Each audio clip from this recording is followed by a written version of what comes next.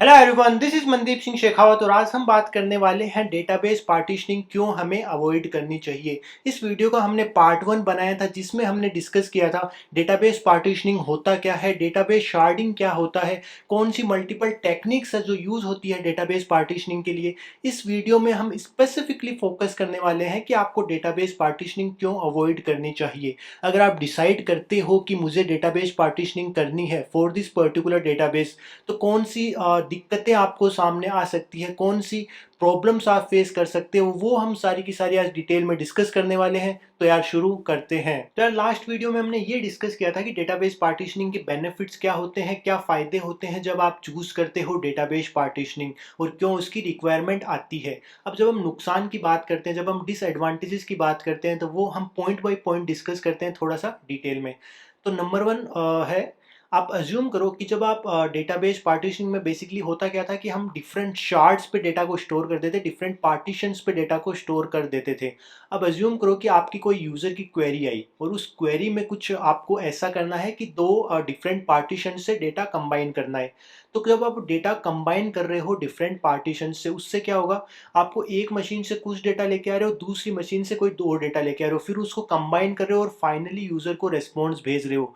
तो जब आप डिफरेंट मशीन से डेटा कंबाइन कर रहे हो, दैट बेसिकली जॉइंट्स, जो डेटाबेस जॉइंट्स हम डिस्कस करते हैं। तो जब आप डेटाबेस को जॉइन करते हो फ्रॉम डिफरेंट डेटाबेसेस, तो उसमें दिक्कत क्या आएगी, आपकी नेटवर्क कॉल इंक्रीज हो जा रही है, लेटेंसी इंक्रीज हो जाएगी आपकी यूज़र रिक्वेस्ट को फुलफिल करने के लिए। तो एक ये सबसे बड़ी दिक्कत है कि आपकी लेटेंसी इंक्रीज हो गई है और ये सिस्टम की अवेलेबिलिटी भी अफेक्ट कर सकता है। अवेलेबिलिटी कैसे अफेक्ट कर सकता है, मान लो यार कि आपने कोई टाइम आउट सेट कर रखा है कि मेरी यूज़र की रिक्वेस्ट 5 सेकंड में फुलफिल होनी चाहिए। पर अब जब आप डेटा कंबाइन कर रहे हो फ्रॉम मल्टीपल मशीन्स, तो हो सकता है कि आपकी यूज़र रिक्वेस्ट फुलफिल ना हो और यूज़र को टाइम आउट आ जाए, तो वो एक काइंड ऑफ आपकी सिस्टम अनअवेलेबल हो गया उस टाइम पे। तो आपने सिस्टम को पार्टीशन किया था, आपने डेटा को पार्टीशन किया था to increase the availability of system, ना कि आपके यूज़र की क्वेरी फुलफिल ना हो। अब ऐसा तो नहीं है ना कि यार आपने डेटा डिवाइड कर दिया कि मेरे को सिस्टम हाईली अवेलेबल बनाना है, आपने डेटा तो डिवाइड किया, पर वो रिक्वेस्ट फुलफिल भी होनी चाहिए जब उस डेटा की डिमांड आती है, जब उस डेटा पे क्वेरी होती है। तो दिस इज वन। अब इसको आप अवॉइड कैसे कर सकते हो, अवॉइड में एक चीज तो ये हो सकती है, denormalization of the data. तो denormalization just opposite of normalization. Normalization क्या होता है, आप जो डिफरेंट नॉर्मल फॉर्म्स होती है उस हिसाब से आप डेटा को डिवाइड करते हो इन डिफरेंट टेबल्स। उसको डी नॉर्मलाइज करना मतलब डेटा को वापस कंबाइन करना। तो ये एक सॉल्यूशन हो सकता है इसका। सेकंड, इसमें एक दिक्कत और आ सकती है कि चलो ये तो सॉल्व हो गया, अब कंसिस्टेंसी का इश्यू आ सकता है, क्योंकि आपने डेटा को डिफरेंट मशीन्स पे डिवाइड कर रखा है। तो हो सकता है कि आपका डेटा कंसिस्टेंट ना रहे। कंसिस्टेंट का मतलब कि जो डेटा एक मशीन पे है वो दूसरी मशीन पे भी रहे। डीनॉर्मलाइजेशन में आपने क्या किया था कि डेटा को कंबाइन कर दिया वापस, मतलब कि आपका एक टेबल के अंदर सारा का सारा डेटा है और एक टेबल जो सेम टेबल है वो दूसरी अपने डेटाबेस पे भी अवेलेबल है, ताकि आपकी रीड ऑप्टिमाइज हो जाए बेसिकली। तो ऐसा हो सकता है कि जब आप डेटा को राइट कर रहे हो ऑन डिफरेंट मशीन्स, क्योंकि सेम डेटा राइट होना है, तो कंसिस्टेंसी का इशू ऐसे आ सकता है कि जो एक आपका एक नोड पे डेटा राइट हुआ है वो दूसरे पे राइट होने में थोड़ा टाइम लग गया। तो अगर उसके पास यूजर की रिक्वेस्ट जाती है तो उसको काइंड ऑफ स्टेल डेटा दिखेगा।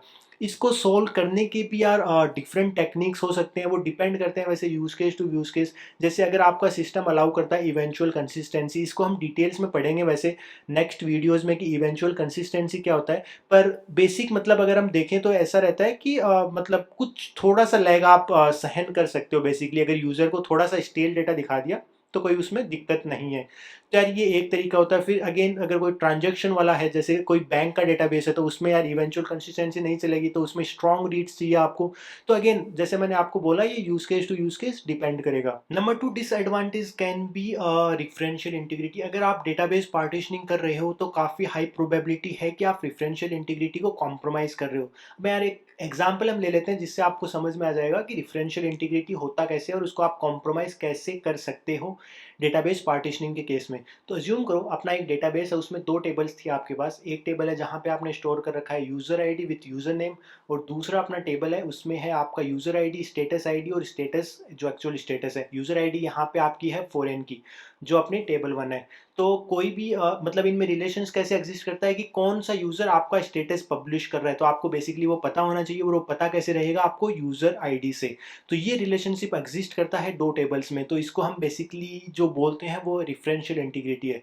ठीक है। अब डेटाबेस पार्टीशनिंग के केस में ये दिक्कत कैसे कर सकते हैं? तो डेटाबेस पार्टीशनिंग में होता क्या है, आप क्या करोगे, डिफरेंट टेबल्स को डिफरेंट पार्टीशंस पे स्टोर करोगे, डिफरेंट मशीन्स पे स्टोर करोगे।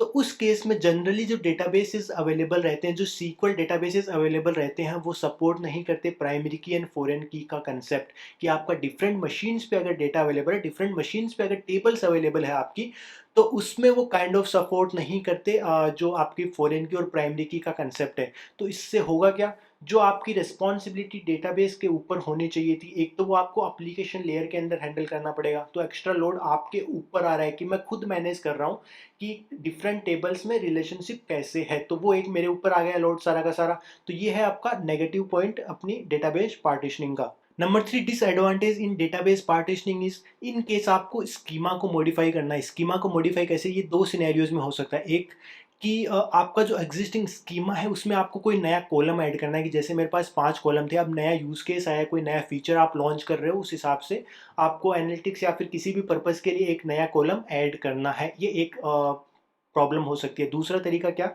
कि आपका जो स्कीमा है उसको आपने अगर लास्ट वीडियो आपने देखा होगा तो उसमें हमने क्या डिस्कस किया था, वर्टिकल पार्टीशनिंग में क्या करते हो, आप डेटाबेस टेबल को डिवाइड करते हो इन मल्टीपल फीचर्स।